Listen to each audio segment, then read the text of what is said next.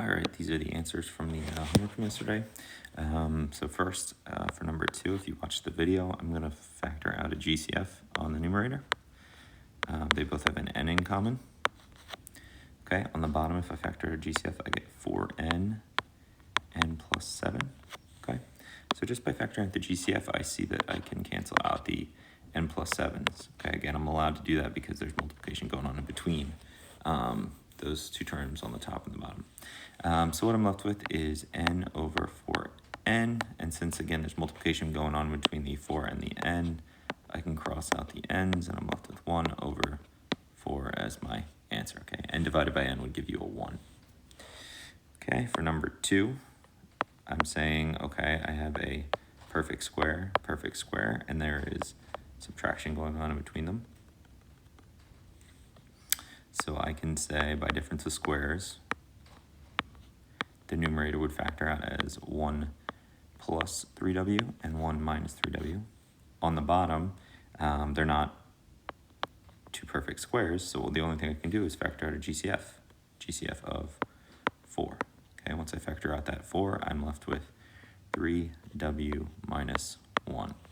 Okay, again, if you watch the video, if you're looking at 1 minus 3w and 3 minus w, if it's two terms and they're sort of opposite of each other, like 7 minus 8 and 8 minus 7, what would that give us? That would give it,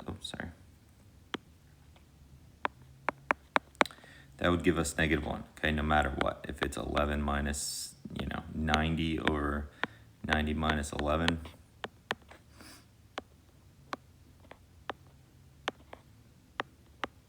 okay, no matter what. So if it's 1 minus 3w and 3 minus w, it's going to cancel out to a -1. So what you're left with is -1 plus 3w up top, and on the bottom you'll be left with 4. So you have, let me pause.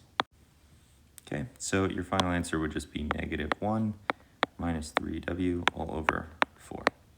Okay, if I just distribute this negative sign up top. For the last one,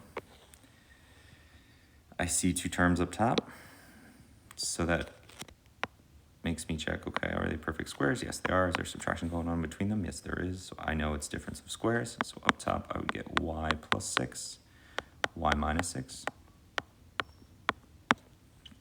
And on the bottom, I have a trinomial, okay? And unfortunately, my a, or my coefficient of the y squared, is not 1. Okay, it's a 5, which means I have to do the a times c method. Okay, again, the a times c method could work for any of them, but if your a is 1, it's a little bit quicker to just figure out the factors of c that add up to b. So if I figure out a times c, that would be -120. Factors of -120 that add up to -26 would be, let's see here, -12 and 10 is way off. Let's go with 30 and 4. Okay, and then that means that the 30's got to be negative. Okay. All right, so I have my factors that add up to my b term.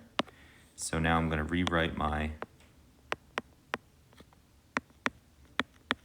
trinomial as a polynomial, okay, using the -30 and the +4 that I found. Okay, now that it's 4 terms, I can do factoring by grouping.